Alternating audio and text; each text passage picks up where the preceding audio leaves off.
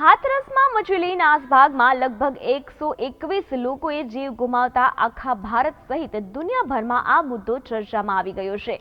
આ મામલે પોલીસે ગઈકાલે જ લગભગ 6 જેટલા સેવાદારોની ધરપકડ કરી હતી, પરંતુ ભોલે બાબા વિરુદ્ધ ન તો એફઆઈઆર થઈ કે ન તો તેમની સામે કોઈ કાર્યવાહી કરવામાં આવી। આ દરમિયાન કોંગ્રેસના દિગ્ગજ નેતા અને લોકસભામાં વિપક્ષના લીડર રાહુલ ગાંધી હાથરસ પીડિતોની મુલાકાત લેવા પહોંચી ગયા હતા। આજે તેમની હાથરસમાં પીડિતો સાથે મુલાકાત થઈ હતી, જ્યાં પીડિતોએ તેમની સામે માંગ કરી હતી કે ઢોંગી બાબાની ધરપકડ કરવામાં આવે।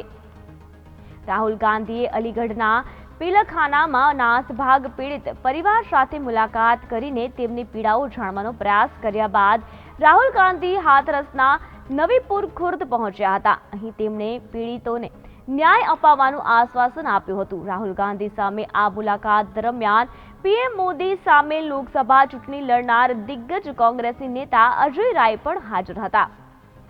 રાહુલે પીડિત પરિવારો સાથે મુલાકાતમાં સહાનુભૂતિ વ્યક્ત કરી હતી।